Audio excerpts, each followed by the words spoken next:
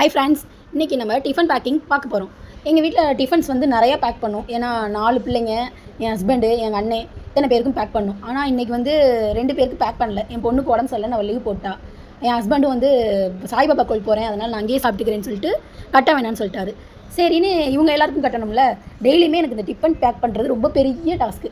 உங்களுக்கும் தெரியும், 2 பேருக்கு பேக் பண்ணனால எவ்வளோ கஷ்டம்னு. இங்கே 6 பேருக்கு நான் பேக் பண்ணோம். எப்பொழுதுமே இந்த டிஃபன் பேக் பண்ணுறப்ப அவ்வளோ டிஃபன் பாக்ஸையும் எடுத்து வச்சு பேக் பண்ணுறதுக்குள்ளே போதும்னு ஆயிரும். எல்லாத்துக்கும் வாட்டர் கேன்லேருந்து எல்லாமே எடுத்து வைக்கணும்ல, அதுக்காக தான். இன்றைக்கி வந்து முள்ளங்கி சாம்பார் வச்சோம், முட்டைக்கோஸ் பொரிச்சோம். ஆனால் பிள்ளைங்களுக்குலாம் முட்டைக்கோஸ் பிடிக்காதுன்றக்காக எல்லாத்துக்கும் முட்டை வச்சிட்டோம்.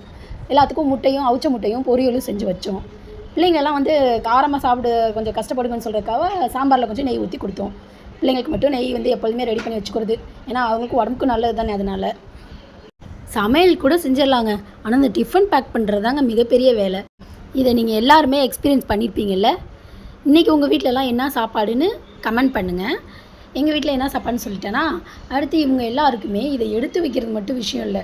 இதுக்கு வாட்டர் கேன்லேருந்து, டவல்லேருந்து, ஸ்பூன்லேருந்து எல்லாத்தையுமே எடுத்து வச்சுக்கணும். அப்போ தான் இங்கே எல்லாத்தையும் பேக் பண்ணுறதுக்கு ஈஸியாக இருக்கும். அதுவும் நான் ஒரே ஆள் தான் எல்லாம் பேக் பண்ணுவேன். எங்கள் அம்மா வந்து எடுத்து கொடுத்து ஹெல்ப் பண்ணுவாங்க. ஏன்னா எல்லாத்தையும் ஒரு ஒருத்தர் செஞ்சால் டிஸ்டர்பன்ட் ஆகும்னு நான் தான் எப்பொழுதுமே பேக் பண்ணுவேன். எல்லாத்தையுமே எடுத்து வச்சுட்டு, இங்கே பாருங்கள், பொரியல் வந்து ஒவ்வொருத்தருக்கு பொரியல் பிடிக்கும், ஒருத்தருக்கு இது அவிச்ச முட்டை பிடிக்கும். இப்படின்னு மாற்றி எல்லாத்துக்கும் தனித்தனியாக செய்கிறதே ரொம்ப பெரிய டாஸ்க்கு. நிறையா பேர் இருந்தாலும் இதான் இல்லை. எங்கள் வீட்டில் நிறைய ஒரு 11 பேர் இருக்கும். அத்தனை பேருக்கும் சமைக்கணும்னா காலையில் எவ்வளோ நேரம் ஆகும்னு யோசிச்சுக்கோங்க. காலையில் எழுந்துச்சி சமைச்சிட்டு எல்லாமே சாமான்லேருந்து எல்லாத்தையும் கழுவி எடுத்து வைக்கிறதுக்குள்ளே போதும் ஆயிரும். அதுவும் இத்தனை டிஃபன் பாக்ஸையும் பேக் பண்ணணும்ல, நீங்களே யோசிச்சு பாருங்கள். இந்த மித்துக்கு மட்டும் ஸ்நாக்ஸுக்கு மிட்டாய் வச்சாச்சு, ஏன்னா அவனுக்கு ஸ்நாக்ஸ் டைம் விடுவாங்க.